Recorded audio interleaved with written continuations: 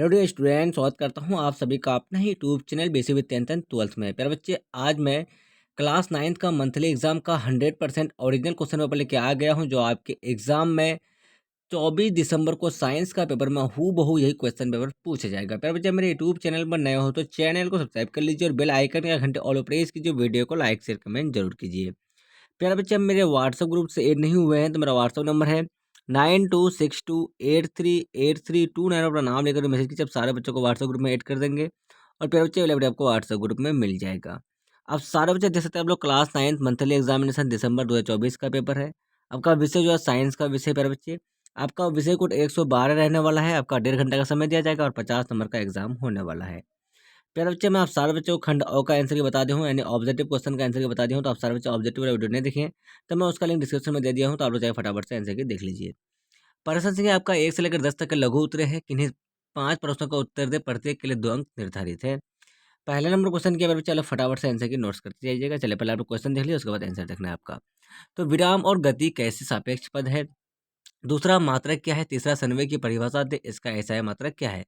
चौथा, देखिए पदार्थ की विभिन्न अवस्थाओं के नाम लिखे। पांचवा, देखिए किसी ठोस के गलनांक की परिभाषा लिखे। छठा आपका है तत्व और यौगिक में कोई 2 अंतर लिखिए। सातवां देख लीजिए आप लोग, अति संदीप्त विलयन क्या है? आठवां देखिए, कोशिका के किस अंग को बिजली घर कहते हैं और क्यों कहते हैं? चलिए अब चलते हैं हम लोग नेक्स्ट क्वेश्चन की ओर। चलिए फटाफट से आप लोग देख लीजिए। 10 नंबर क्वेश्चन की आपका लसिका क्या है?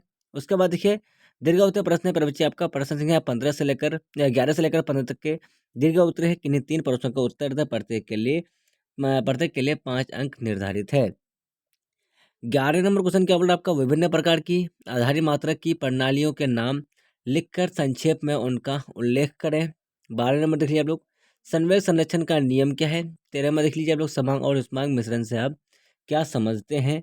प्रत्येक का एक एक उदाहरण दें। चलिए 14 नंबर क्वेश्चन क्या आपका? कोलाइडी विलयन के प्रमुख गुण क्या है? 15 नंबर देख लीजिए आप लोग, जाइलम उत्तक की रचना एवं संरचना बनाए। ठीक है, ये आपका हो गया 15 नंबर क्वेश्चन।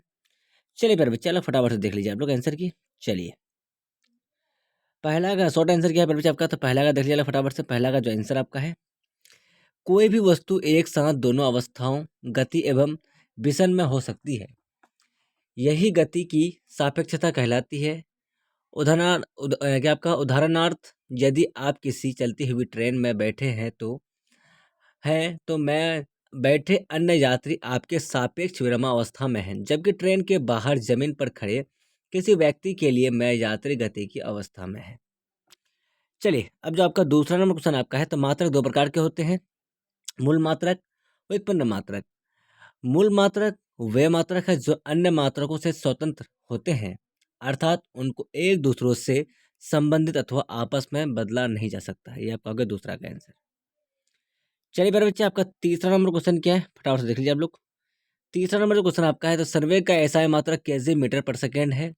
संवेग के संदर्भ में न्यूटन का गति विधेयक द्वितीय नियम बताता है कि कुल बाहरी बल उस समय में विभाजित जिस पर वह बदलता है तंत्र के संवेग में परिवर्तन के बराबर होता है। चौथा नंबर क्वेश्चन का आंसर देख लीजिए। पदार्थ 3 भौतिक अवस्थाओं में रह सकते हैं, ठोस अवस्था, द्रव अवस्था और गैस अवस्था। पांचवा देख लीजिए आप लोग, किसी ठोस पदार्थ का गलनांक या द्रवनांक मेल्टिंग पॉइंट वह तापमान होता है जिस पर वह अपनी ठोस अवस्था से पिघलाकर द्रव अवस्था में पहुंच जाता है। ये आपका हो गया 5 नंबर का आंसर। अब देखिए लॉन्ग आंसर पर बच्चे आपका, देखिए मूल मात्रक 7 होते हैं, किग्रा, metre, second, ampere, kelvin, candela और मोल। ये आपका हो गया मूल मात्रक। चलिए आपका 12 नंबर क्वेश्चन क्या है बच्चे? आपका 12 नंबर का आंसर देख लिया फटाफट से आप लोग। 12 नंबर का जो आंसर आपका है, संवेग संरक्षण का नियम क्या है? हर गतिशील वस्तु में गति होती है और गति को वस्तु के द्रव्यमान और उसके वेग के गुणनफल के रूप में परिभाषित किया जाता है। समीकरण के रूप में इसे इस प्रकार लिखा जा सकता है P बराबर MEV, जहाँ P संवेग को दर्शाता है। क्योंकि किसी वस्तु का वेग बदल सकता है, इसलिए वस्तु का संवेग भी बदल सकता है। 13 नंबर देख लीजिए, वह मिश्रण जिसमें संपूर्ण विलयन में अवयव एक समान हो, उसकी संरचना सर्वत्र एक जैसी हो तथा वह एक ही पदार्थ जैसा प्रतीत हो, सामांगी मिश्रण कहलाता है। उदाहरण, वायु गैसों एक समरूप मिश्रण है, नमक का घोल साधारण नमक और पानी का एक सजातीय मिश्रण। ये हो गया आपका सब्जेक्टिव का आंसर की। तो प्यारे बच्चे मैं आप सारे बच्चों को जो है सब्जेक्टिव का ऑल क्वेश्चन का आंसर के बता दिया हूँ। तो आप जितने भी स्टूडेंट 24 दिसंबर को क्लास 9th का साइंस का एग्जाम देने वाले हैं, प्यारे बच्चों ये क्लास काफ़ी इंपॉर्टेंट था आप सारे बच्चों के लिए। आप लोग मेरे व्हाट्सअप ग्रुप से ऐड नहीं हुए हैं, मेरा व्हाट्सअप नंबर है 9262838329 अपना नाम लेकर के मैसेज कर लीजिए, आप सारे बच्चों को व्हाट्सअप ग्रुप में ऐड कर देंगे। और प्यारे बच्चे ये वाला पीडीएफ जो है ना आपको व्हाट्सअप ग्रुप में मिल जाएगा।